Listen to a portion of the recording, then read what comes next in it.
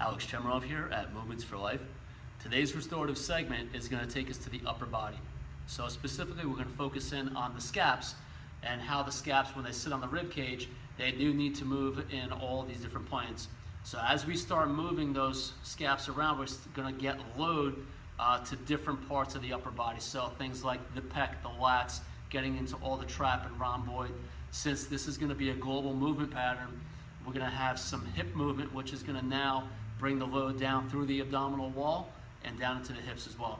So as we look at the different scap motions, so elevation, depression, and then we're going to get upward and downward rotation, and then some protraction, retraction. So keep all those movements in mind as we start going through these arm swing patterns.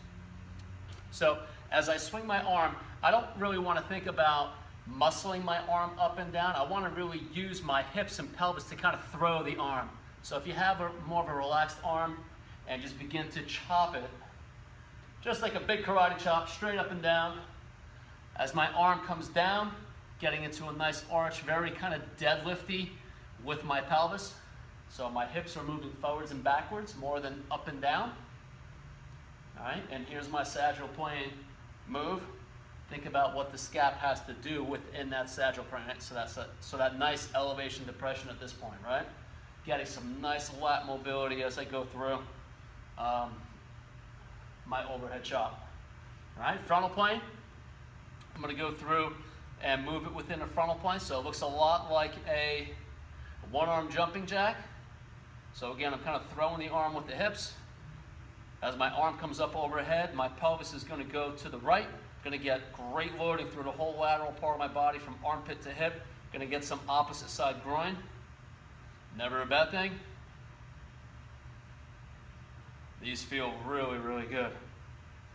And then transverse plane, I'm going to go through a diagonal chopping pattern. It's going to look a lot like a throwing motion when I look at the load as it relates to connecting the shoulder on my right to my front left hip. So as my arm is up overhead, I want to get an externally rotated arm position, so palm up. As I throw the arm down, I'm actually going to go through an internally rotate. So as I go through this swing pattern, I'm going to get some great load and stretch going through, again, connecting dots from shoulder to opposite groin. All right, so if you notice, my hips are very active with this. As I'm low, I'm kind of squishing down into my left butt. As I come up nice and high, my hip is coming forward, so I'm getting that nice load and stretch through that front hip.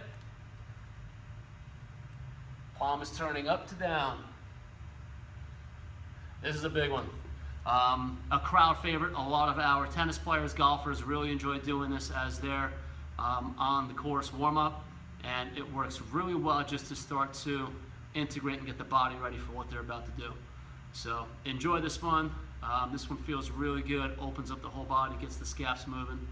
So enjoy. Thanks so much for watching, and I'll see you guys next week.